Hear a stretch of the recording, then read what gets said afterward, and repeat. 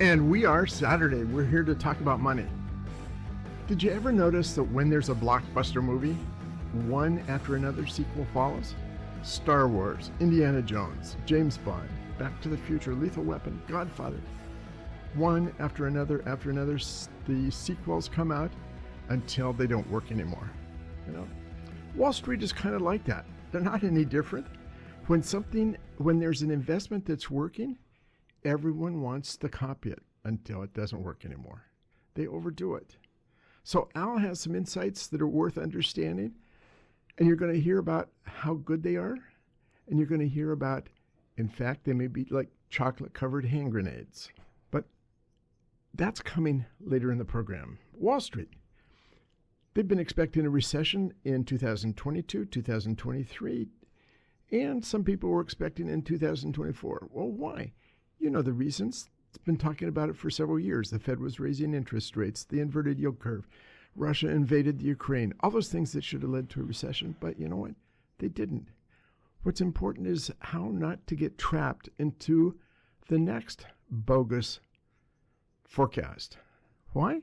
Talk about that later in the program. We've got a guest today who was on the radio show in 2015. He's back here. He's going to give us some insight and some updates, what's been going on and what will be going on. So you want to hear what he has to say. But let's start with Al. Mike, private credit, Mike. We talked about this a few months ago. This market started out in 2000 at about 20-something billion dollars. It's in the next 3 years, they're looking at it's going to be $2.3 trillion. And money's rushed into this market, especially after 2008, because banks pulled back in these what they call shadow banking, non-banking financial institutions stepped in to fill the gap. Yep. Now the problem there, Mike, is that where do the non-banking financial institutions get their money? From the big banks.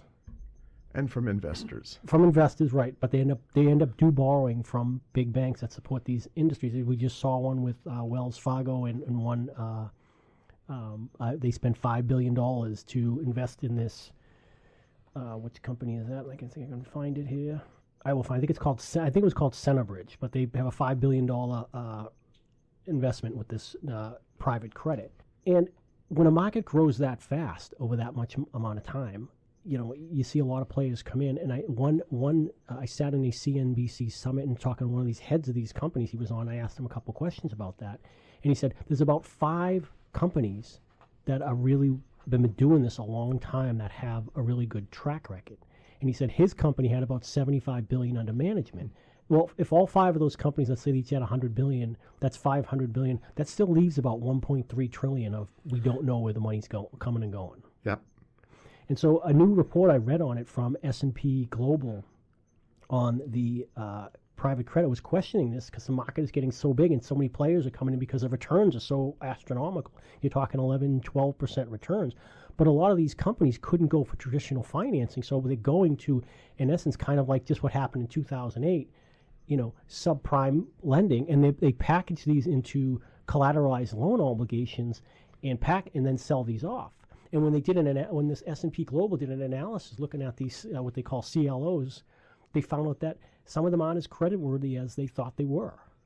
They said, so two examples of that was Bed Bath & Beyond. They borrowed $375 million and went Chapter 11. And then Smile Direct Club was another one. These are publicly traded companies. These are companies that we have an understanding of their balance sheet because they have to produce 10Qs, 10Ks to the SEC so investors can read what they have. Now, and they have to be audited. They have to be audited, right. But the companies that are private, they don't have to be audited. So you have no idea what's really going on with those companies. And a lot of them that are borrowing money were loaded with a lot of debt anyways. And so now they're going to these paying astronomical interest rates to borrow money to stay afloat. And so they're borrowing interest like it was a credit card. Yeah, and so S&P Global said there were 2,000 borrowers borrowing somewhere around $400 billion. And said money's going into these companies. The companies are already loaded with debt. They use confidential credit estimates that is provided. These confidential credit estimates are provided to collateralized loan obligation managers with with and it showed many of these companies would struggle to pay if the federal funds rate goes up another 0.5%. Well, when you consider that for private credit to pay 11 or 12% to their investors, that means they have to be getting from the companies interest rates of 15%. Exactly. Or 16. It said the analysis went on to say that just 46% of these companies in the analysis will create positive cash flow under the mildest stress test, where I said his earnings fell 10% and the rate of increase of the federal fund rate just goes up another 0.5%. So it's something that sounds so good to get 10 or 11%. And yeah, but I'm not saying there's not good players in the industry that are doing the right thing. But it's just saying when so much money floods into an industry because the returns are so great that you kind of got to look at it with a skeptical eye and say, okay, how long can this keep on going? And for investors, you may be getting 11% on your money for a time. But the question is, do you get your money back? And the other question is that, yeah, your money's locked up. That's what a lot of people don't know, is that your money is locked up. It's not liquid. These are not liquid investments. And most of them were just set towards to be, pushed towards people with who were called accredited investors, right? That had, if a couple made over $300,000 or had $1 million in net worth minus their home, or an individual that makes over $200,000, they could invest in these type of alternative assets. But there's about 48 or 50 funds out there that invest in these. So anybody that wants to invest in this now can put money into a fund that invests in these type of assets. Mm-hmm. So. And they sound so good. 11%. You don't have stock market risk. It sounds like you just can't lose money. But as soon as you say that, it's like, what would they say, the housing market in 2006, 2000? It could never go down. The housing market will never go down. House prices never sink. Exactly. Until they do. And someone's left holding the bag, and usually the taxpayer. And the same thing happens with the CLOs that happened with the collateralized mortgage obligations. It's no different. In 2007 and 8, because when they package them together, if you look at the number of businesses that go out of business, if they've survived 6 years, the percentage of business that goes out is something like 10% or 5%. So if you just add 10 or 5% back into the CLO, you've now provided for the businesses that are going to go bankrupt. If everything was normal, if rates don't go up, if profits don't go down, if there's not a recession, then you get into the same situation as you had with subprime, where the collateralized mortgage obligations had allowed for 5% defaults, but not 20% defaults or 25% defaults. And what happened is they never planned for the carpenter in Sacramento and the dentist in Chicago and the plumber in St. Louis to all default on their loans. If one defaulted, it wouldn't have been a big deal. But when 3 or 4 or 10 or 15 defaulted all at once, the thing tanked. And I don't think it's going to happen this year, but I would say, you could look for this market somewhere in the next 25, maybe 26 to have some problems with that type of saturation in the market. Where there's just, as Howard Marks says of Oak Tree Capital, the worst loans are made in the best times, right? So they're saying the seminar I sat on with CNBC was saying, this is the gold rush or something like that for private credit. Well, when they're calling it, a lot of people in the gold rush went broke. Yes. So someone's going to be left holding the bag with this private credit. So great insight into what's going on. So let's shift and let's talk to our guest. Sure, let's talk to him. So back from 2015, it's been a while. Patrick Henley of Amptab. Tell us about your background. Tell us about Amptab. Yeah, it's been almost 10 years. Like, it kind of blew me away. I had to write 2015 down on my notepad to make it reality. We haven't aged a minute.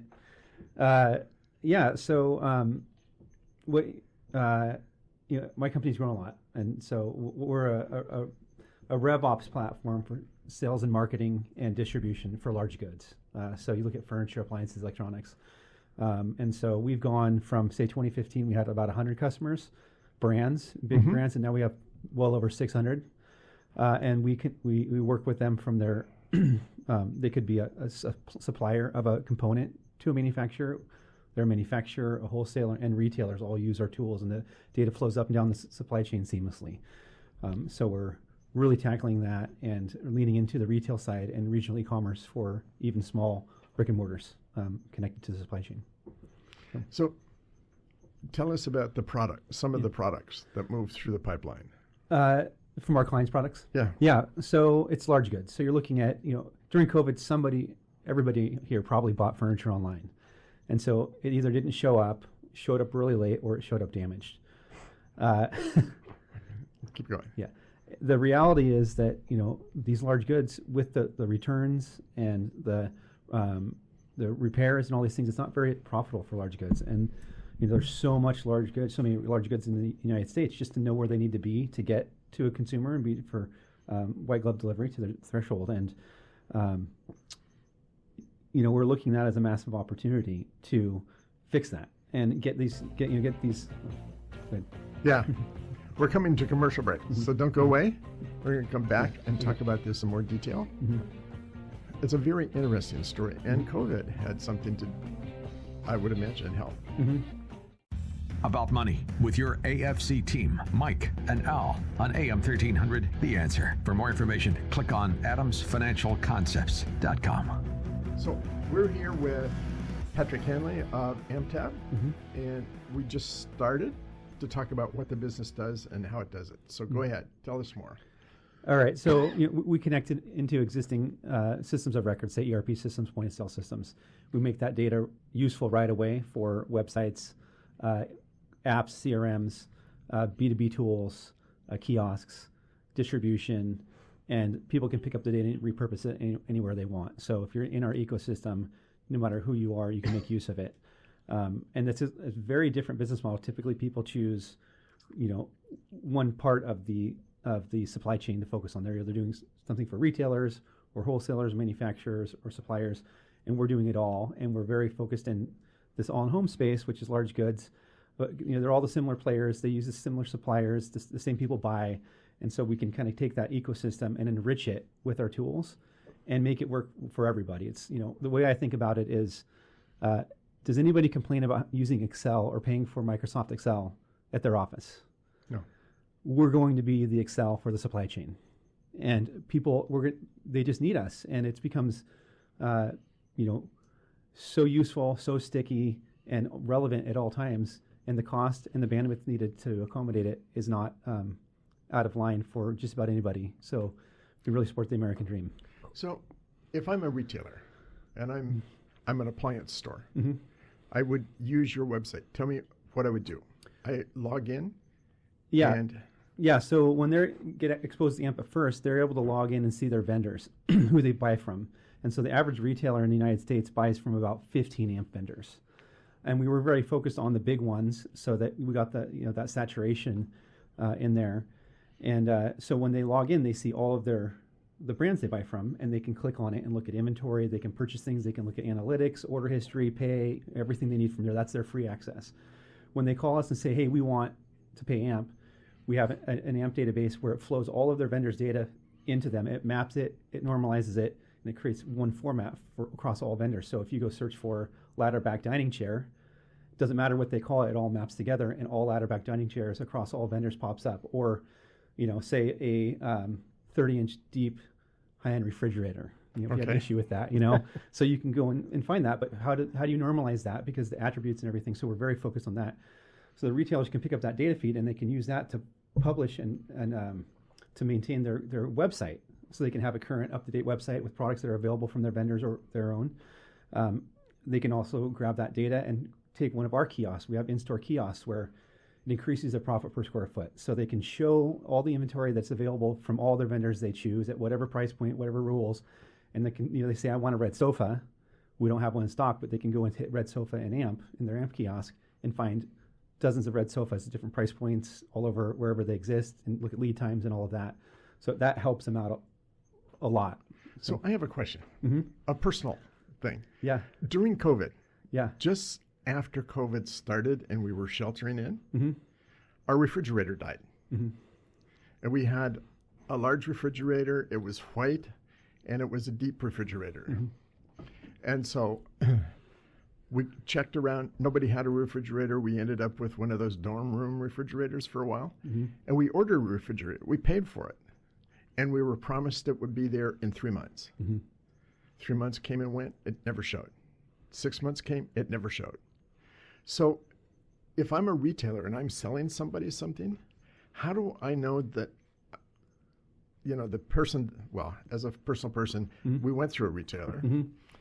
Retailer kept saying, it's not in, they said it was going to be in inventory in 3 months. It's going to be in inventory in 4 months. It's going to be in inventory in 5 months. It's going to be, but it never was. How do you assure with your program? Ours it shows the live inventory directly from the vendor. So when the retailer's talking to the consumer, it's in hand. It is in hand. It is in hand, or it has a lead time. The thing about COVID, it really messed things up for people. Forecasting went out the window, and then everybody that was reliable and trusted as a supply chain partner, they started failing. The biggest people with the most money, and everybody that was reliable, and that all went out the window. So diversifying of your supply chain, your sourcing as a product became very, very important, so that you had something to sell. Because everyone still had to pay rent, and the PPP loans didn't really cover everything for employees, especially in retail. So they really had to do something, and that's how they used us. Is that they could say, "Hey, I can't get this Whirlpool refrigerator, but I can go in and get a different brand, an Amana maybe, or a Crosby, an old school brand that still exists. And it's still the same quality, everything. It just isn't Viking, So that became very useful for us. Where in the very beginning of COVID, we were freaked out, but then as people had to diversify and find product, we had it, and we have the marketplace for them to go and do business with new vendors, and it's seamless for both sides, and they can see inventory immediately and purchase immediately. So what about it from the vendor side? So we talked about it from the retail side, but from a vendor side, we've been selling to a few retailers. Now a retailer goes out of business, so we've got a hole in our sales program, revenue program. Do they sign on to the program, and what kind of exposure does the vendor get? Yeah, so that's an interesting question. For us, we've solved it in a templatized way. Essentially, even though there are different types of businesses at different stops along the way in the supply chain, if you blur your eyes a little bit, they're all operating in the same way. They buy stuff and they sell stuff. And how do you do that?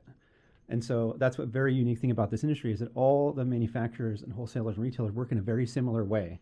So you can really narrow that lane on normalization of what they're using.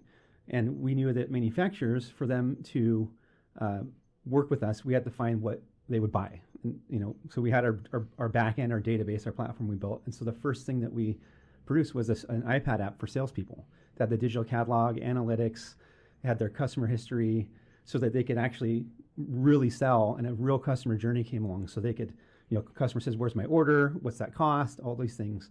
And then we realized that there was a hole in the B2B space. And we, as part of our business model, we launched their B2B website. So retailers can log in, and we heard from retailers, we really like this because all of our vendors have the same UI, one login and password.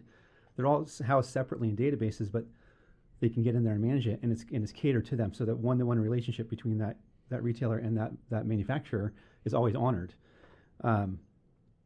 And that unlocked the retailers wanting things from us. So they're buying things from this side, so you're sourcing, and then they're going to sell it. How they sell it, well, it's slightly different, but you're selling product. You need the content marketing, you need the photos, you need to make sure it's available, you need to educate the salespeople to sell it. It's all very similar, but then the mechanism, maybe an e-commerce site, a website, a point of sale, however they're doing that transaction. So we're fulfilling that end of it as well. So it's just really looking at saying how these relational databases connect, and know that this is relevant to my business and how it flows through, and that the retailer or whoever's down or upstream is in control of what they see, and then people are in control of what they pick up and how they automate it within our system. There's rules. You could say, I don't want the product to show up if it's out of inventory. If it's below a quantity of 10, say call for availability. If it has no photos, don't show up. If the dimensions are missing, it doesn't show. So you can basically merchandise a massive catalog for your retail store that say maybe 5,000 square feet. You can, 10x, 100x increase your profit per square foot by putting product in your store digitally that's available right now, but you don't own it. And it's a big, big opportunity. It's kind of, Amazon is a little bit of that, but they stole the business from the retailers, and we're bringing it back. So, where does the business go from here? Where does taking it into a larger picture with the supply chain and where things are? Lots of talk about supply chain through the COVID and the pandemic because we were sourcing materials from all over the place. One of my favorite stories is the Boeing airplanes. The first thing they have to do, the largest lead item, is that little latch, because whatever plane, you have to have it in the language of, French or Thai or whatever. So you first of all have to have that little piece that slides back and forth. You have to get that printed, and then you have to put it into the latch, and then you have to put the latch into the door, and then you have to put the door into the lavatory, and then the lavatory in, Yeah. Lots of talk, because in Boeing's case, each one of those pieces came from a different country. And so when the pandemic came, if you had any one of those closed down, you stopped the entire production of an airplane. Well, and Boeing has a supply chain rule, or at least they used to, that every component that they had to have 6 backups. So their main supplier, and they had someone, an OEM, that could go and produce that. So they had a backup and a backup and backup.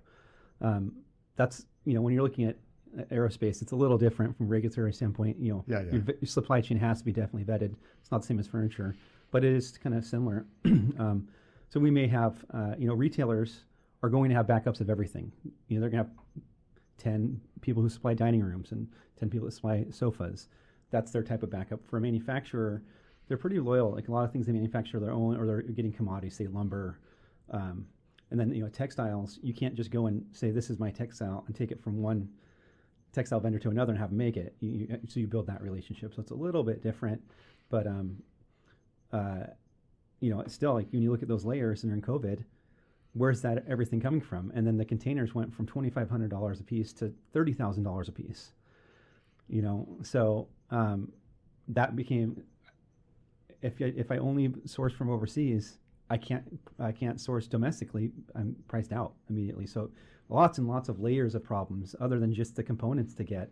It's where it's coming in, lead time, the cost of getting it, lots of variables. So yeah. Who's your competition in this market? It's funny. We just we had one competitor who was recently bought and funded with $180 million, and they it took them 18 months to go under. And they, recently, actually December 1st is when their platform officially shuts down. And, they were invested by BlackRock or Blackstone. I can't remember which one, but and they're behind it. So that validated me. But as far as competitors, it's a matrix. And we could, it's a long piece, but there's multiple components of what we do. You've got apps, you've got kiosks, you've got websites. Right. So we're going to come back and continue this after the commercial break. Don't you find this fascinating? If you've lived through COVID and any problems in COVID, getting anything, these are the ways that they get solved. We'll be right back after this commercial break. Don't go away. So, Patrick, this is fascinating what your company does and how they solve this problem. And I guess, how does this benefit the end consumer? Like, does it save them money? Does it save them? Is there ways that you quantify that at all, or is that something that you don't really get into? It's more or less you're helping the distributors and the retailers. Ultimately, the simple question is that they can get more in front of them with a human to talk to when something goes wrong. Right. So, working through, the same amount of products you can find on Wayfair, you can go and find through Amp, but you go through a brick and mortar, it's going to handle the return, the delivery, the repairs, all those things. Right. But ultimately, for us, is that our grand play is integrating with e-commerce, with platforms like Amazon and Wayfair. Right. And when you hit that button, when there's a problem, and the phone number you call or the email address will be Amp, and instead of sending them a new one or sending their money back, we'll connect them with the retailer that's down the street and say, hey, Sally's Furniture is down the street. They can come and take a look at it, fix it, whatever. Oh, okay. And now you've taken this supply chain problem with consumerization, damaged goods, filling up our landfills, global warming, all these things, and it automatically makes that kind of a green play. And you reduce, almost every piece of furniture that ships for e-commerce, they have to ship 2 for every one they sell because of problems, right? So that goes away, and now everyone's happy, and also the retailer gets loyalty and consumers in their store, and they can handle that, and it all becomes a friendly ecosystem to make it work. Yeah, because I had friends during COVID and stuff. They'd get a couch, and the couch came damaged, and they'd said, this happened to several people. Oh, we'll just send you another one. What do you want me to do with this one? Throw it away or something. We don't want it back. It's too expensive to take it back. Yeah, we had a pretty high-end dining set that we ordered online, and we ended up getting it free because it showed up 3 times with a damage on the corner. And same thing with the sofa, it had mold on it. And that's not efficient at all. It cost everybody a few bucks. Yeah, you can't ship it back. And then this thing about that loss. So I think it was West Elm or something. My wife bought the dining set through. Yeah. They white glove delivered it and assembled the product 3 times at our house with 2 guys in a giant truck, and then ultimately gave us our money back. So that's really expensive. That's like a $20,000-$50,000 dining room set. Yeah, and that cost gets added into the next. Someone has to. Once the Yeah, someone has to eat that cost. Yeah, and ultimately the consumer is going to eat it in the end by higher prices. Yeah, the other thing that I think from a consumer benefit is that what is quality? What are you buying? The IKEA world of throwaway furniture has really messed that up. And so, knowing what's in the supply chain, if it's a sofa, is it particle board on the inside? Is it,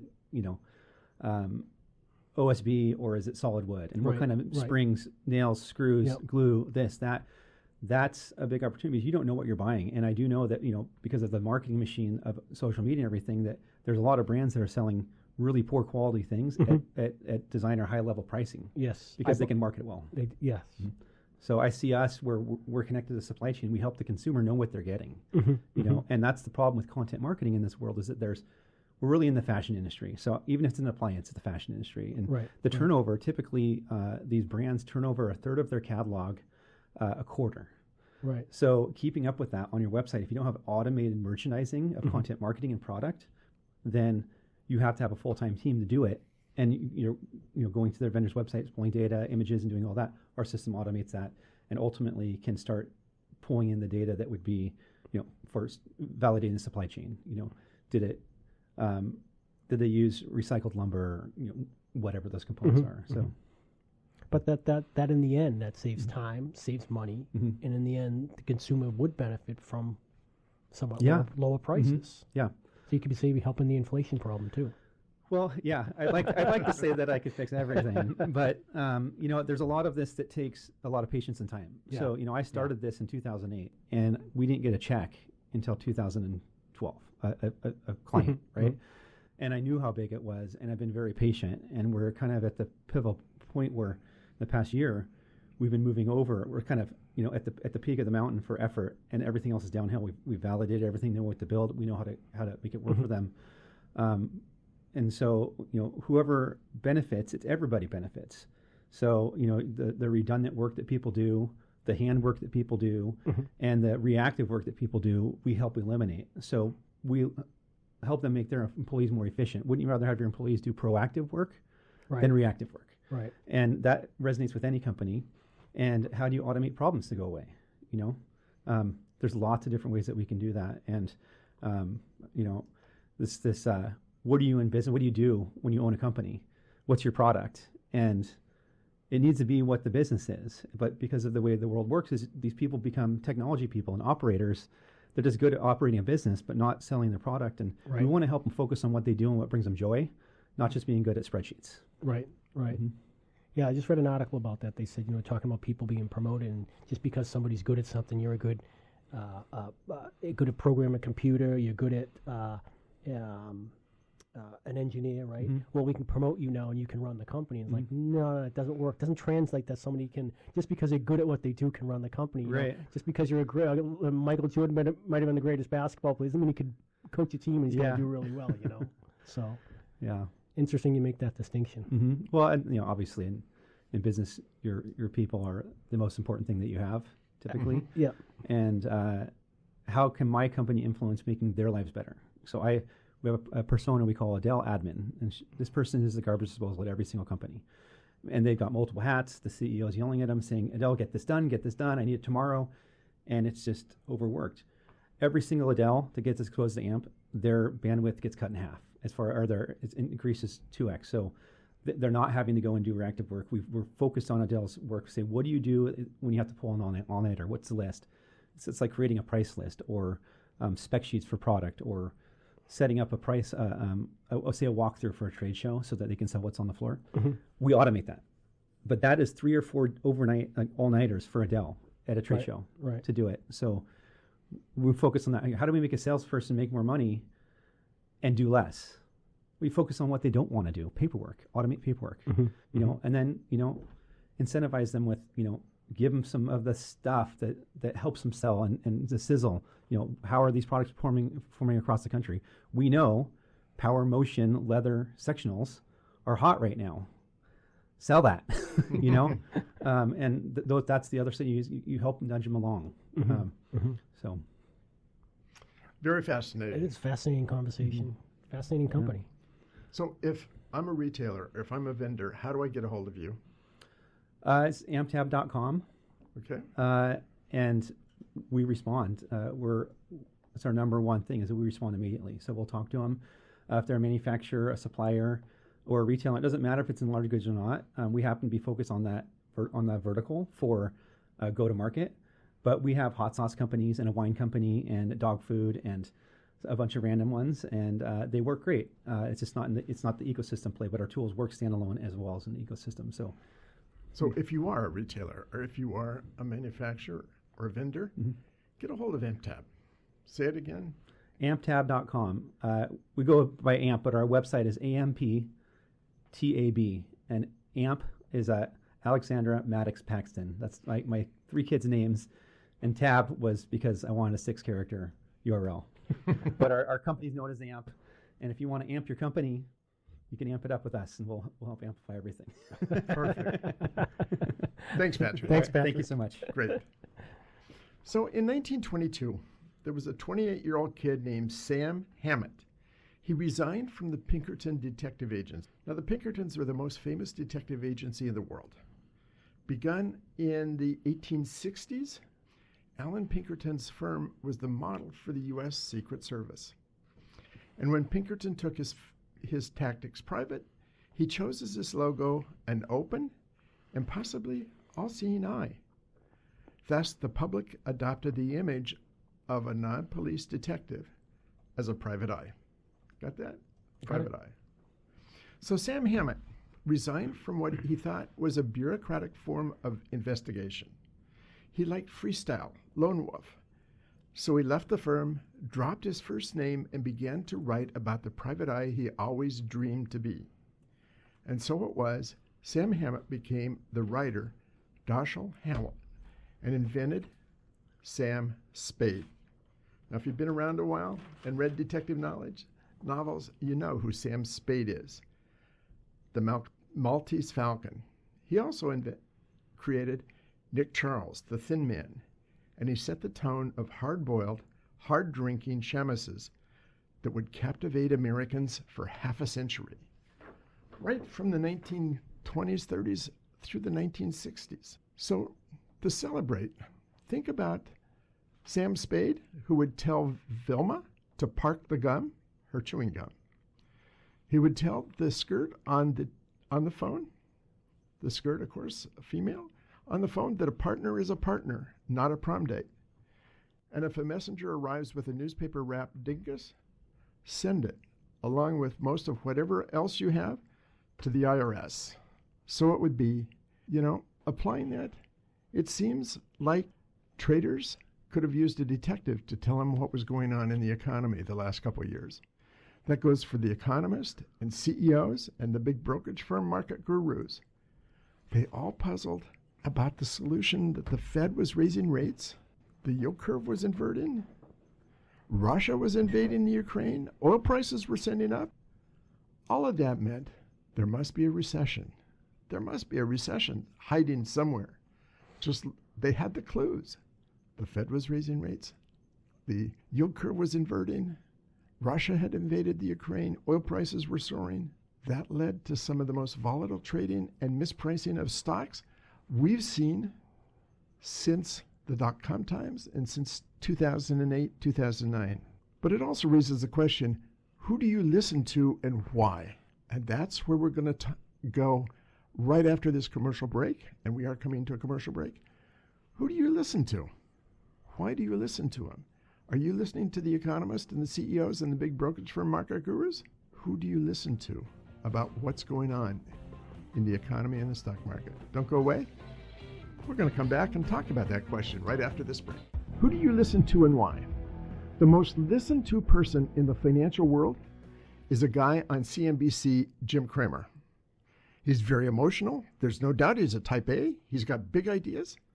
But did you ever notice not one caller, as long as I've ever, and I have my TV, the CNBC going all day in my office, and sometimes Cramer is on.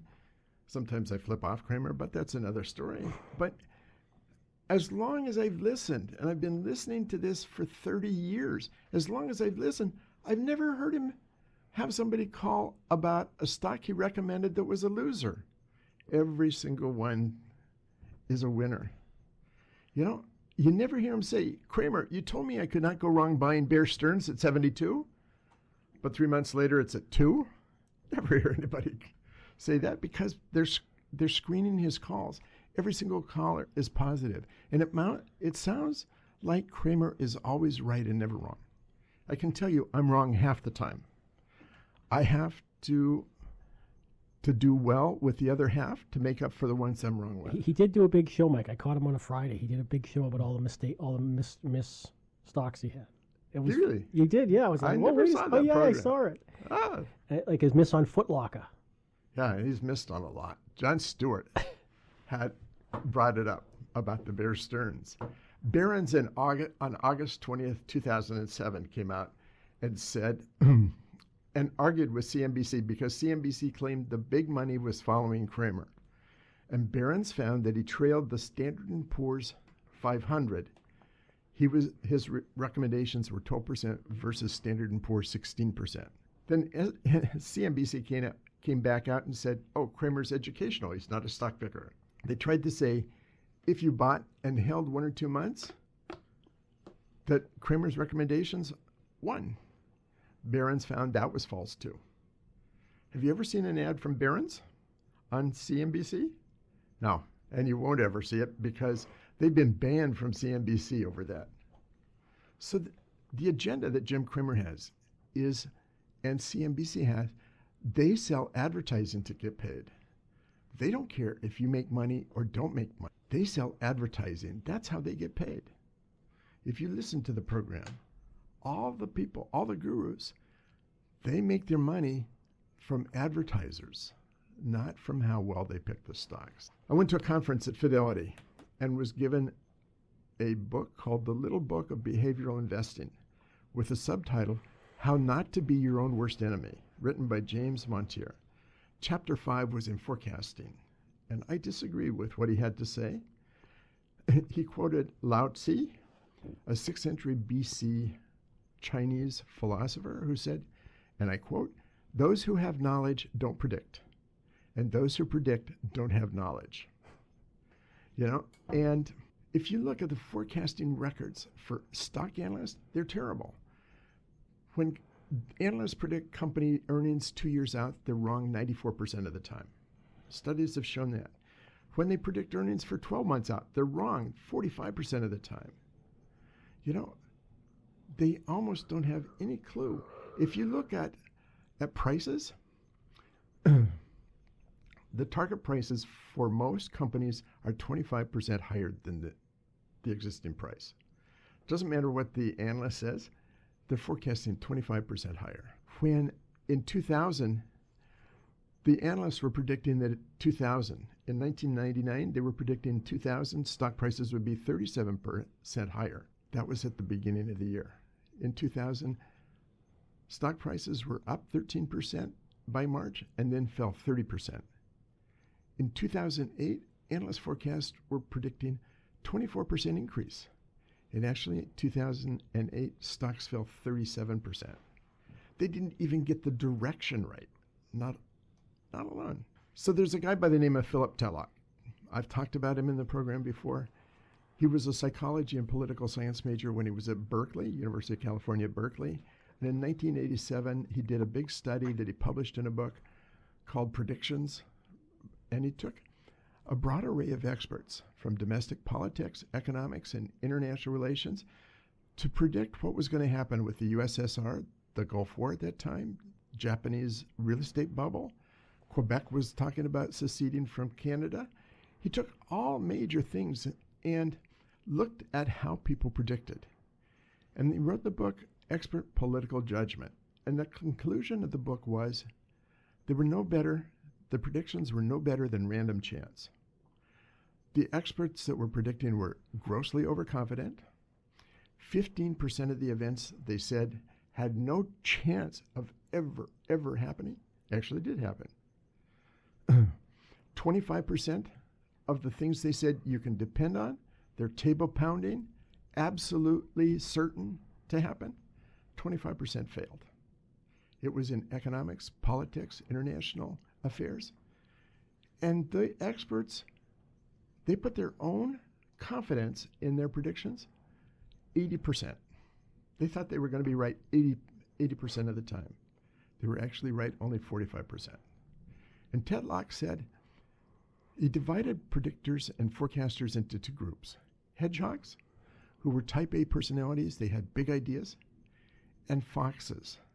Foxes had a plethora of little ideas and a multitude of approaches. And Tetlock put the experts into one of those two groups, and he said some experts were actually better than the others. But the losing side who had less confidence, or you could have less confidence in, were the experts whose opinions were most often cited in media. The fact is there was a strong correlation between the more interviews an expert had done with the press, the worse the predictions tended to be. And even when they were talked about why their predictions were wrong, they would say, if only this had happened, if only, or that sounds like the guy who missed the parlay on Sunday, right? Making his bets. If only he'd caught that pass or made that tackle. If only they'd caught that pass. If he caught that pass, Mike, I would have beat the spread, and I would have hit the parlay, and I would have been set from there. That's it. If only they hadn't incurred that penalty. So the gambler's fallacy, right? Second thing was ceteris paribus. It was something outside their model that happened. Something beyond, Some of those are fact. I mean, or I was almost right. It almost happened. We almost scored that touchdown. Or it just hasn't happened yet. You can't judge performance on a single forecast. Just keep changing your forecasts. Yeah, so why do so many people get so many things wrong? Why did so many get the recession wrong? Because if you look at inflation, Fed raising interest rates, the inverted yield curve, and Russia invading Ukraine, and oil prices soaring. But something else, all of that seems to predict. But something else we talked about before, Mike, on that. You and I have talked about what these companies do now is building algorithms, back testing things, and then going forward and saying, oh, wait, it happened 20 years ago. Oh, it's going to happen again because it happened 25 or 30 or 40, 50 years ago. Yeah, always fight the last war. You always prepare for the last war you fought. Yeah, so, I mean, but things aren't exactly the same as they were in 1973. That's correct. They see the invasion of the war between, what's going on between Israel and Hamas now, I mean, completely different than what happened in 1967. Yep. Yes, exactly. So it's a question of who you listen to and why. Look for the foxes and not the hedgehogs. Look for the people who get things right. I think you have to finish with the Mark Twain's quote, Mike, is it's not what you don't know that gets you into trouble. It's what you think you know that just isn't so. Yes. And with that, we're wrapping up. Have a great week and weekend.